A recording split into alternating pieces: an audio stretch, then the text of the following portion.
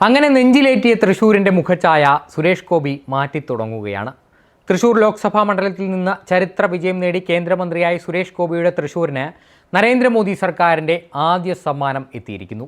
അമൃത് Bharat station സ്കീമിൽ ഉൾപ്പെടുത്തി Thrissur railway സ്റ്റേഷന്റെ നവീകരണത്തിനായി 393.57 കോടി രൂപയാണ് കേന്ദ്ര സർക്കാർ അനുവദിച്ചിരിക്കുന്നത്. നിർദ്ദിഷ്ട റെയിൽവേ സ്റ്റേഷന്റെ മാതൃക ദക്ഷിണ റെയിൽവേയുടെ തിരുവനന്തപുരം ഡിവിഷൻ അവരുടെ എക്സ് ഹാൻഡിലൂടെയാണ് പുറത്തുവിട്ടത്. 54,330 സ്ക്വയർ ഫീറ്റ് വിസ്തീർണത്തിൽ ആധുനിക സൗകര്യങ്ങളോടെയാണ് തൃശൂർ റെയിൽവേ സ്റ്റേഷൻ മുഖം മിനുക്കാനൊരുങ്ങുന്നത്. ഇത് സംബന്ധിച്ചുള്ള പുനർനിർമ്മാണത്തിന്റെ ഉദ്ഘാടനം പ്രധാനമന്ത്രി നരേന്ദ്രമോദി ഓൺലൈനായി നിർവഹിച്ചു. രാജ്യാന്തര വിമാനത്താവളങ്ങളുടെ മാതൃകയിൽ നിർമ്മിക്കുന്ന റെയിൽവേ സ്റ്റേഷനിൽ നിലവിലുള്ള പാർക്കിംഗ് സൗകര്യത്തിന് പുറമെ 300-ലധികം കാറുകൾക്കുള്ള മൾട്ടി ലെവൽ കാർ പാർക്കിംഗ് സൗകര്യം, 11 ടിക്കറ്റ് കൗണ്ടറുകൾ, കാൽനട യാത്രക്കാർക്കും സൈക്കിൾ യാത്രക്കാർക്കുമായി പ്രത്യേക പാതകൾ, ജീവനക്കാർക്കായി അപ്പാർട്ട്മെന്റ് കോംപ്ലക്സ് തുടങ്ങി അനവധി പുതിയ സൗകര്യങ്ങളാണ് ഉണ്ടാവുക. തൃശ്ശൂരിൽ നിന്ന് BJP പ്രതിനിധിയായി ലോക്സഭയിലേക്ക് എത്തിയ സുരേഷ് ഗോപിക്കും അദ്ദേഹത്തെ തെരഞ്ഞെടുത്തു വിട്ട പ്രബുദ്ധരായ തൃശ്ശൂരിലെ വോട്ടർമാർക്കുമുള്ള നന്ദി സൂചകമായാണ് ഇത്തരത്തിലൊരു വലിയ പദ്ധതി കേരളത്തിൻ്റെ സാംസ്കാരിക തലസ്ഥാനമായ തൃശ്ശൂരിലേക്ക് കേന്ദ്ര സർക്കാർ എത്തിക്കുന്നത്. തൃശ്ശൂരിൻ്റെ മുൻ കോൺഗ്രസ് MP ആയ TN പ്രതാപനും തൃശ്ശൂർ മേയർ MK വർഗീസുമടക്കം പങ്കെടുത്ത ഉദ്ഘാടന ചടങ്ങിൽ കേരളത്തിലെ മന്ത്രിമാരും ഇടതുപക്ഷ ജനപ്രതിനിധികളും പങ്കെടുത്തില്ല എന്നത് ഇതിനോടകം തന്നെ വലിയ വിമർശനങ്ങൾക്ക് ഇടയാക്കിയിട്ടുണ്ട്.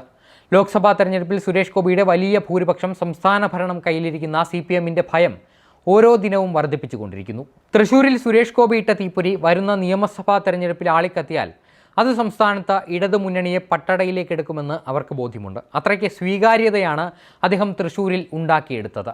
തൃശ്ശൂരിൽ നിന്ന് ജയിച്ച MP ആയ സുരേഷ് ഗോപിക്ക് കേന്ദ്ര സഹമന്ത്രി സ്ഥാനം നൽകി കേരളത്തിലടക്കം അദ്ദേഹത്തിന് പ്രാധാന്യം വർദ്ധിപ്പിച്ച് BJP ലക്ഷ്യമിടുന്നതും ഇതേ തന്ത്രം തന്നെയാകാം.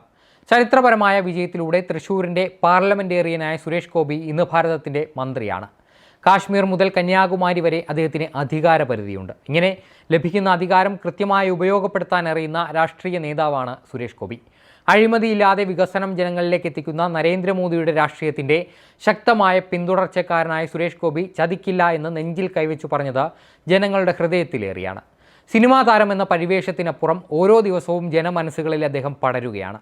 കേന്ദ്രമന്ത്രിയായ ശേഷം തൃശ്ശൂരിൽ അദ്ദേഹത്തിന് ലഭിക്കുന്ന സ്വീകരണങ്ങൾ ആ ജനപിന്തുണയ്ക്ക് ഉദാഹരണങ്ങളാണ്.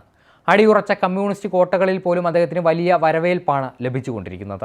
അദ്ദേഹത്തിൻ്റെ വാക്കുകൾ കേൾക്കാൻ വലിയ ജനസഞ്ചയമുണ്ടാകുന്നു. കൃത്യമായി തൃശ്ശൂരിൻ്റെ ഹൃദയം തൊട്ടറിഞ്ഞുള്ള വികസന പ്രവർത്തനങ്ങൾ, വികസന പ്രതീക്ഷകളൊക്കെ പങ്കുവയ്ക്കുന്ന സുരേഷ് ഗോപിയിൽ തൃശ്ശൂരിന് ഇപ്പോൾ വലിയ വിശ്വാസമുണ്ട്. ആ വിശ്വാസം അസ്ഥാനത്താവില്ല എന്ന ബോധ്യത്തിലാണ് തൃശ്ശൂരുകാരുള്ളത്. അങ്ങനെ ജനപ്രതിനിധി എന്ന നിലയിൽ തൻ്റെ 5 വർഷത്തെ കാലയളവ് കൃത്യമായി ഉപയോഗപ്പെടുത്തിയാൽ തൃശ്ശൂർ മാത്രമല്ല കേരളം ഒന്നാകെ മാറുമെന്നത് ഉറപ്പാണ്. അതിനുള്ള തുടക്കമാണ് തൃശ്ശൂർ റെയിൽവേ സ്റ്റേഷൻ്റെ പുനരുദ്ധാരണ പ്രവർത്തനങ്ങളിൽ നിന്ന് തുടങ്ങുന്നത്. ആ തുടക്കത്തിനൊപ്പം നിൽക്കാൻ കെൽപ്പുള്ള ഒരു ഭരണ സംവിധാനമാണ് ഇന്ന് ഭാരതത്തിൻ്റെ ഭരണം കൈയാളുന്നത്. അതുകൊണ്ട് തന്നെ സുരേഷ് ഗോപി എന്ന കൃഷ്ണൻ്റെ തേരിലേറി തൃശ്ശൂരിൽ നിന്ന് കേരളം ഒട്ടാകെ രഥയാത്ര നടത്താനുള്ള തയ്യാറെടുപ്പിലാണ് BJP.